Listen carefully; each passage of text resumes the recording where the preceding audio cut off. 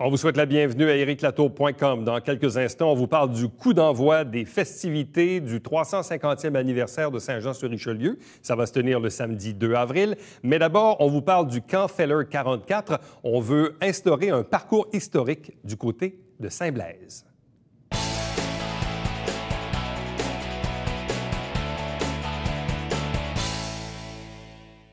Moi qui pensais bien connaître mon histoire régionale, eh bien, j'en ai pris pour mon rhume récemment en lisant un article fort intéressant sur un projet de parcours d'interprétation Feller 44. Et qu'est-ce qu'on apprend? C'est une histoire plutôt intrigante de la présence de soldats allemands au terme de la Deuxième Guerre mondiale dans le secteur de Saint-Blaise. Question d'y voir un peu plus clair. Avec nous pour en parler, M. Vincent Oza, qui est chercheur principal. Bonsoir et bienvenue. Bonsoir. Qu'est-ce que c'est le Feller Camp 44? Alors, c'est d'abord un institut d'éducation franco-protestant qui a été créé au 19e siècle, qui a été réquisitionné en 1943 pour devenir un camp de prisonniers allemands, qui a accueilli jusqu'à 725 prisonniers allemands ensemble sur la commune de Saint-Blaise. Comment peut-on imaginer que cette histoire, aussi intéressante soit-elle, soit si peu connue de la population? Alors d'abord, il y a eu très peu d'études au niveau universitaire. Il y a une thèse qui a été réalisée à l'Université d'Ottawa sur les camps de prisonniers allemands dans le sud du Québec par M. Martin Auger. Et la transmission à la population, elle, n'a pas eu lieu. Il n'y a pas eu beaucoup d'articles autour de cette thèse, il n'y a pas eu de médiatisation autour de cette information. Et c'est le rôle que l'on s'assigne aujourd'hui en créant cet espace autour d'une maison à Saint-Blaise. Donc, on sait exactement quel est l'endroit précis où ça se déroulait? Tout à fait, puisqu'il s'agissait de l'espace exact de l'Institut Feller, avec les différents bâtiments qui étaient jusqu'en 1943 réservés aux étudiants de l'Institut. Bon. Vous avez fait, en introduction, vous avez parlé de protestants francophones. Encore là, peut-être aussi une certaine méconnaissance. On a souvent l'impression, probablement à tort, que les protestants, généralement ou majoritairement, ils étaient anglophones. Or, il y avait à cette époque-là des protestants francophones. Et il y a encore. Il y en a encore aussi. Donc, alors là, ce qui est intéressant, c'est qu'il y a un berceau qui va s'installer à Saint-Blaise, autour de l'église Roussy Mémorial, pour la situer aujourd'hui, avec l'arrivée de Mme Henriette Feller en 1834, qui va créer là une institution d'éducation pour favoriser l'éducation des jeunes francophones protestants, qui étaient exclus du système d'éducation traditionnel. À l'époque. Et pourquoi a-t-on transformé ce lieu en lieu d'emprisonnement pour à peu près près d'1 millier de soldats allemands en 1943? Alors, d'abord parce que les autres camps étaient pleins. Il s'agissait de trouver un nouvel espace pour amener des prisonniers. L'Institut avait une particularité géographique d'être autonome, d'être en système autarcique, avec un réseau d'eau, un réseau d'évacuation des eaux usées, etc. Une alimentation, c'est 250 hectares qui sont à disposition et qui sont faciles à fermer. Donc le gouvernement va réquisitionner cet espace qu'il est facile de contrôler et sur lequel il va installer des barbelés pour fermer l'ensemble de la circulation. Bon, et tout ceci a duré pendant près d'une année ou deux? 3 ans. 3 ans quand même? 3 ans, et ce sont certains des prisonniers les plus dangereux qui seront amenés ici. Qu'est-ce qu'on sait de ce fameux 3 ans de ces prisonniers allemands? Est-ce qu'on a laissé quelques traces dans des documents? Alors, il y a de nombreux documents aux Archives nationales qui sont à Ottawa, qui ont été explorés notamment par Martin Auger pour sa thèse et que nous avons revisité. Et il y a également des traces sur place. Nous avons retrouvé le garage de l'armée canadienne, par exemple. Il y a aussi une fosse septique assez importante qui a été construite par les prisonniers allemands pour l'usage du camp. Et un système de drain également. Et qu'est-ce qu'on a fait de ces prisonniers une fois la Seconde Guerre terminée? Alors, la Convention de Genève, qui a été signée par le Canada en 1929, impose un retour immédiat des prisonniers dans leur pays d'origine. Donc, tous les prisonniers sont rentrés. Et qu'est-ce qu'on a fait de ce lieu par la suite? Alors, ce lieu a été remis aux mains de l'Institut Feller dès 1946 et il a repris sa vocation d'institution pédagogique. Jusqu'au début des années 63-65. Et donc, et par la suite, quoi, cette école a complètement fermé ses portes? L'école a fermé ses portes, les élèves ne sont plus venus à cette école et la situation, il n'y a plus lieu de lieu d'éducation à Saint-Blaise depuis. Bon. Et qu'est-ce qu'on a fait de ce bâtiment depuis les années 60 à aujourd'hui, ou qu'est-ce qu'il en reste? Alors, ce sont plusieurs bâtiments. Alors, il y a eu un grand incendie dans les années 60 qui a détruit le bâtiment principal, mais il reste tous les petits bâtiments qui étaient autour et vous pouvez les voir encore aujourd'hui.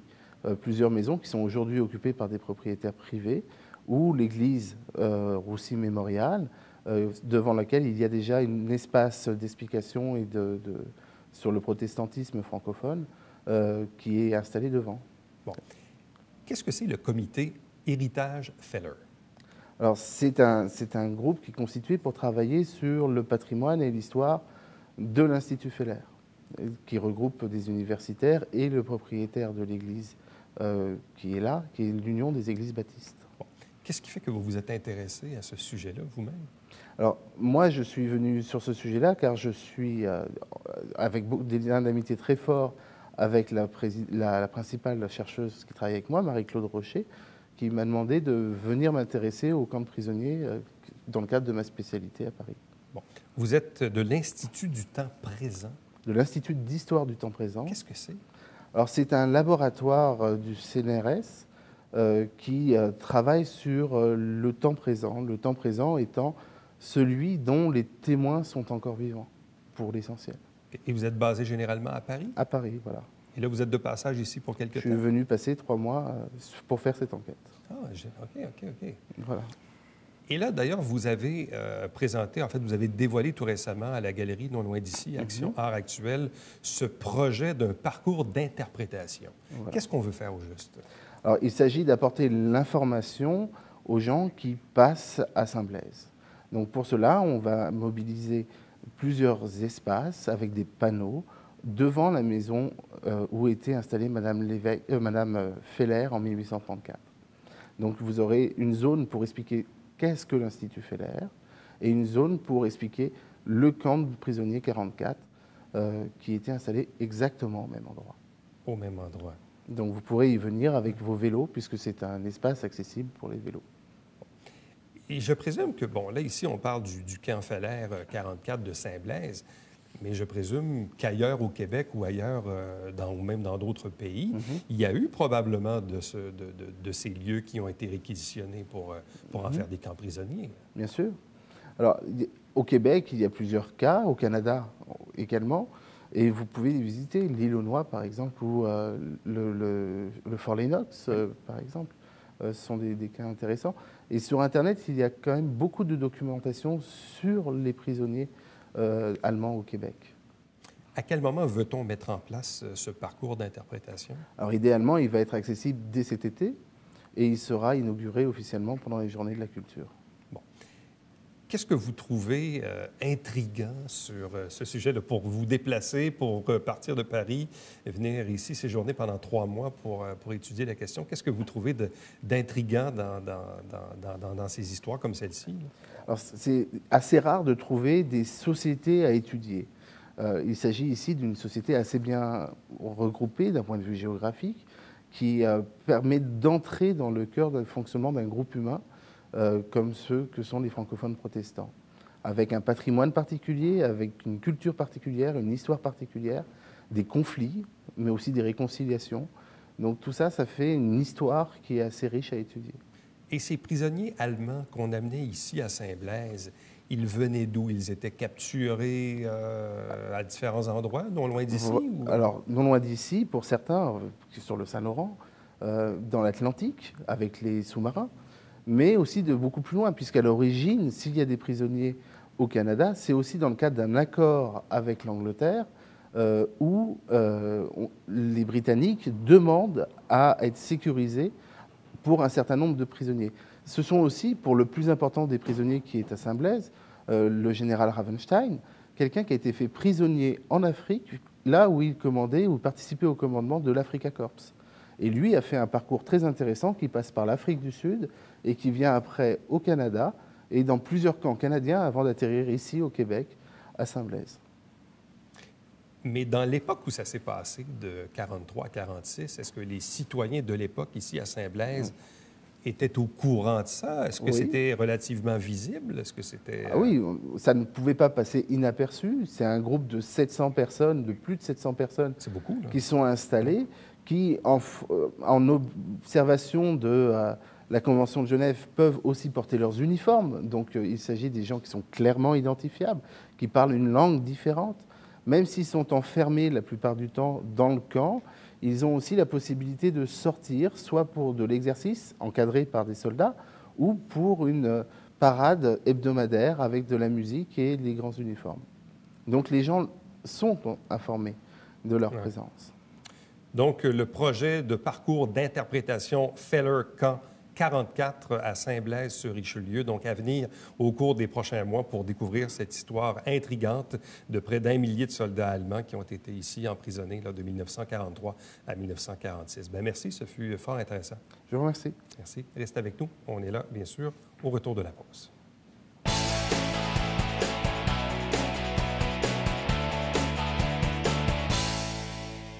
Salut, ici Alexandre Baudouin. Et François Trépanier. François, cette semaine à Sport Express, on parle entre autres de golf. Oui, avec Sylvain Patry du Club de golf international 2000. Et toi, Alex, on parle de hockey? Exactement, ce sont les séries dans la Ligue nord-américaine de hockey. On en parle avec Robert Legault. Ne manquez pas ça.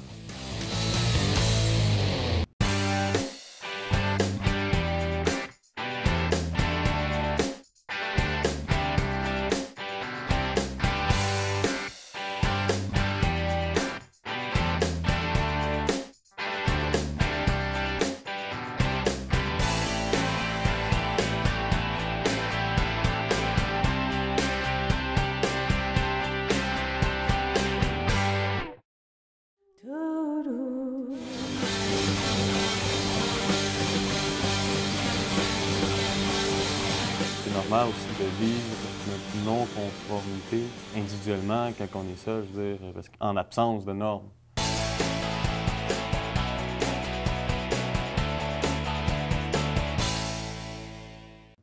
Eh bien là, c'est vrai, le coup d'envoi des festivités du 350e anniversaire de Saint-Jean-sur-Richelieu, c'est prévu pour le 2 avril prochain, ici même dans le Vieux-Saint-Jean. Deux invités pour en parler. D'abord, la directrice des opérations communication pour le 350e, Valérie Provost. Bonsoir. Bonsoir. Accompagnée de Mélanie Dufresne, qui est conseillère municipale, mais également membre du conseil d'administration des fêtes du 350e.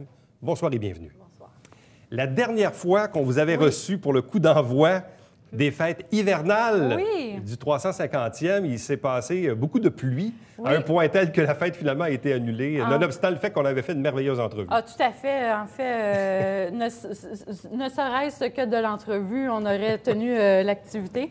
Mais en fait, comme tout le monde le sait, cette année, on a eu un hiver un petit peu particulier.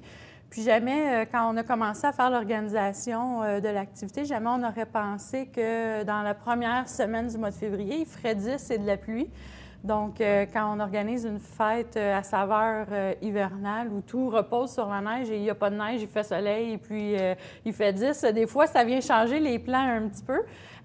Donc, on a pris le tour de Dame Nature, on l'a repris, puis là, on fait vraiment le lancement le 2 avril prochain. Mélanie Dufresne, ça a dû être quand même assez déchirant de voir que un coup d'envoi, des belles festivités, puis là, évidemment, le temps, l'espace de quelques jours, s'est mis à se réchauffer d'une façon incroyable. Des belles statuettes de neige. Oui, j'ai eu la chance d'aller les visiter avec mes enfants. Il y en a qui les ont pris en photo là, quelques jours avant que ça fonde. Oui, puis on les a partagées sur Facebook. Ça a été des statuettes éphémères, mais bon, c'est la vie. C'est la vie. On fait avec. Bon, là, la grande question, c'est qu'est-ce que vous avez fait avec les tucs?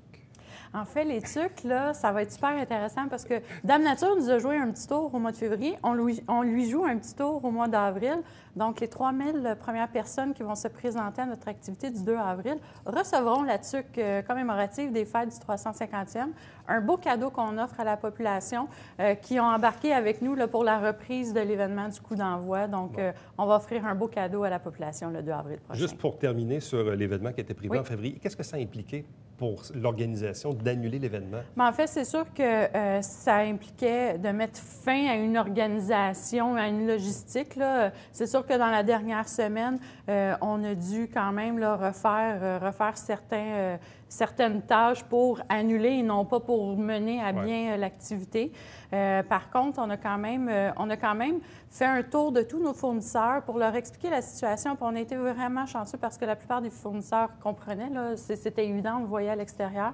Et puis on s'est dit, bon, bien, on va reprendre quand même une certaine portion de l'animation qu'on devait avoir durant la fin de semaine du mois de février. Et on la reprend la fin de semaine prochaine. Bon, donc, samedi 2 avril, en plein cœur du Vieux-Saint-Jean, Mélanie Dufresne, qu'est-ce qui va se passer? Qu'est-ce qui va se passer? On va fermer la rue entre Saint-Charles et Saint-Jacques. Il va y avoir une panoplie d'animations. On a aussi tous nos commerçants de la rue Richelieu et aux alentours là, du centre-ville qui vont participer. Je suis d'ailleurs très heureuse d'avoir autant de participation, entre autres Bastos, Noisère, l'Imprévu. On va offrir de l'animation sur la place publique le samedi jusqu'à 23 h.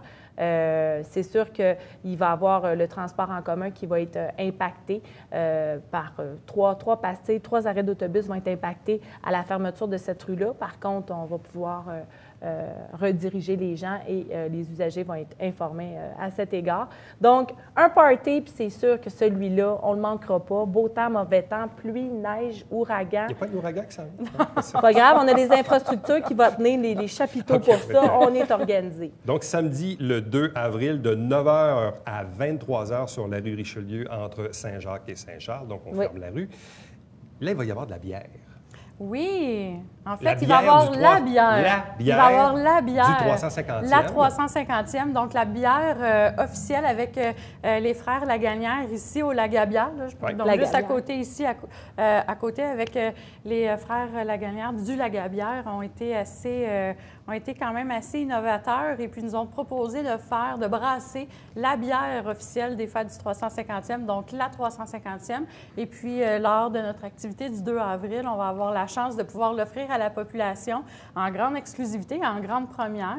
Donc, les gens vont pouvoir venir goûter à la bière lors de notre activité. Et là, on dit d'ailleurs que la 350e, c'est une pale ale de couleur dorée, bien houblonnée.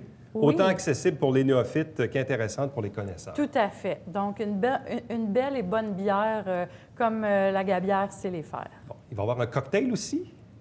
Oui. Sortilège. Oui, tout à fait. En fait, si je peux me permettre, un délicieux mélange de sortilège, de rhum épicé et de jus de canneberge blanche qui a été créé par l'équipe de la Corporation du Fort Saint-Jean. Donc, une création unique pour les fêtes du 350e et qui va s'appeler le 1666 pour rappeler l'année de fondation de notre belle ville.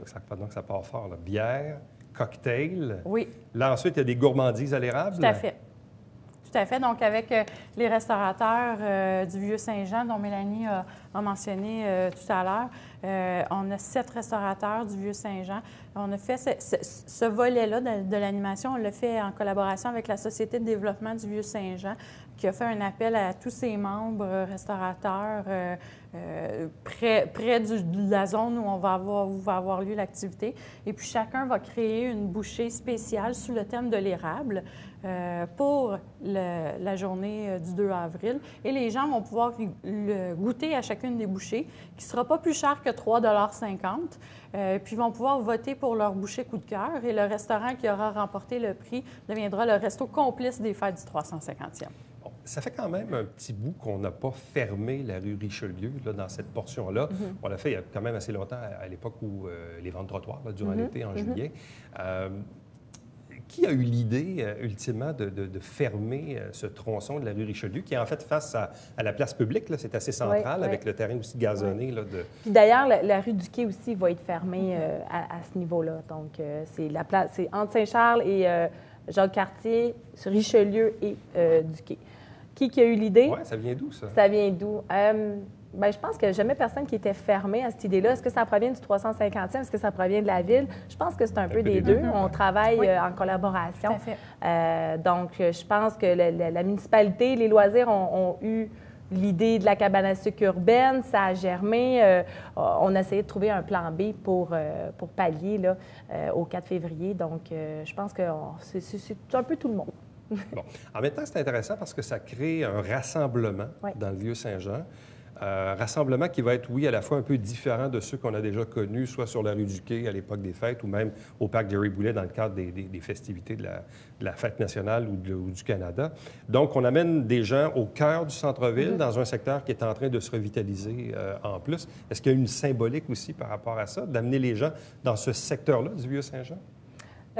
Oui, je pense que ça a une symbolique. On investit beaucoup d'argent. On veut amener les gens au centre-ville. On veut aussi qu'ils voient la façade, toute cette façade-là de la rue Richelieu, elle est toute rénovée. Là. Je veux dire, il y a peut-être un édifice là, dans le lot là, qui n'a pas été revalorisé la dernière année. Donc, moi, je pense que c'est important de mettre ça en valeur, d'amener les gens au centre-ville pour voir ces façades-là, pour découvrir aussi nos commerçants. Puis aussi, le fait qu'on véhicule un message aussi. Le bord de l'eau, la bande du canal, les gens se promènent. Je pense qu'on est plus visible à cet endroit-là aussi. Donc, c'est symbolique, oui.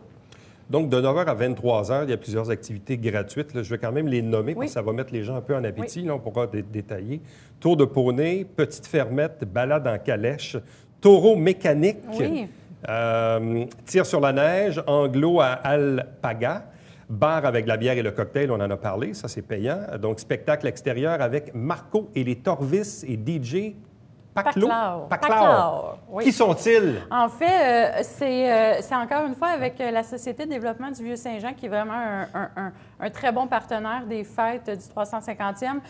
On travaille avec eux. On travaillait avec eux à l'époque pour notre activité du mois de février. Et quand je disais tout à l'heure, on reprenait un petit peu d'animation qui devait avoir lieu. Donc, ce sont des groupes qui devaient se produire lors de notre activité du mois de février et qui ont accepté de revenir avec nous et de faire le spectacle qu'ils devaient faire là, dans le cadre de notre activité. Donc, Marco et les Torvis, un petit peu plus à saveur cabane à sucre folklorique, tout ce côté-là musical. Et DJ Paclao, c'est vraiment pour faire danser les gens sous les étoiles dans le centre-ville. Et puis, tout ça va être accompagné aussi de cracheurs de feu. Bien, c'est ça, en soirée. Donc, quand il va faire noir, après 21h, cracheurs de feu. Donc, des cracheurs de feu aussi qui vont venir mettre encore plus d'ambiance dans le centre-ville. Les gourmandises à l'érable, on en a parlé. Parcours d'hébertisme. Oui, c'est un grand parcours. Ça va être une grande, en fait, comme une espèce de grande façade, un grand parcours où les enfants et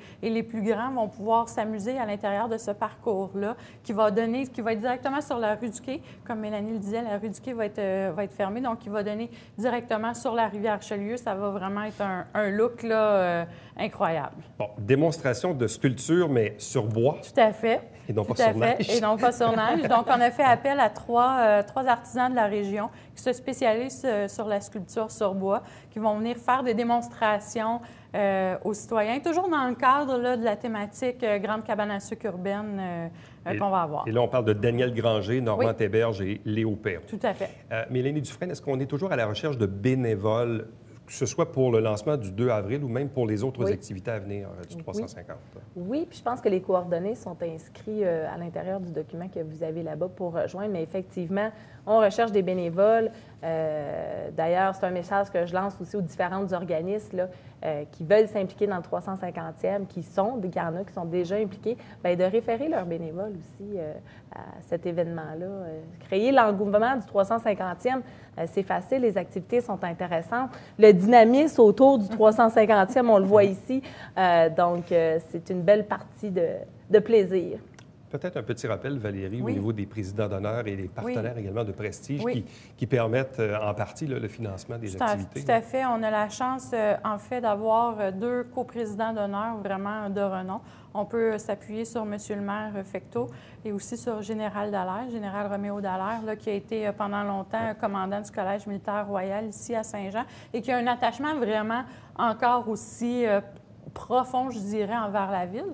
Et puis, bien évidemment, au niveau des partenaires, les fêtes ne pourraient pas avoir lieu sans les partenaires. Bien évidemment, on a la ville qui est avec nous, qui est de premier plan avec nous dans la grande aventure, mais on a aussi des partenaires, des gens dans la communauté qui veulent s'impliquer aussi et qui rendent possible les fêtes pour tous les citoyens, comme on parle de Desjardins, présentateur principal, la Banque nationale, Transdev, Saint-Jean Hyundai, Bell, ETC aussi qui sont avec nous, Bell Média, ETC Média qui sont avec nous. Donc, on s'appuie sur une grande panoplie de partenaires qui rendent possible tout ça pour les citoyens de Saint-Jean. Et quelle sera l'étape qui va suivre le coup d'envoi du 2 avril? En fait, là, au niveau de la programmation, après le 2 avril, on a quelques activités qui sont organisées par la communauté. Donc, dans le cadre de la programmation, il y a des activités où là, c'est vraiment un groupe de la communauté qui la prend en charge et qui font une activité. Et notre prochaine grande plage d'événements va être au mois de mai, va être du 14 au 21 mai, qui sera là la grande semaine militaire, la semaine où on va pouvoir découvrir le monde militaire et le lien qui unit le monde militaire et le monde civil à Saint-Jean-sur-Richelieu. Ça va vraiment être des activités où les gens vont avoir un accès unique à plusieurs instances militaires. Donc, on le rappelle, samedi 2 avril, là, c'est vrai, c'est le coup d'envoi des festivités du 350e anniversaire de la ville de Saint-Jean-sur-Richelieu, ici même sur la rue Richelieu, qui sera d'ailleurs fermée, la rue du Quai aussi, entre Saint-Charles et Saint-Jacques, de 9h à 23h. Et pour toutes les informations sur le détail de la programmation, vous avez évidemment les informations qui sont affichées au bas de l'écran. À vous deux, merci beaucoup. Merci Et beaucoup. puis bonne chance. Et Merci. pas d'ouragan pour samedi. Restez avec nous au retour, c'est le Babillard quotidien.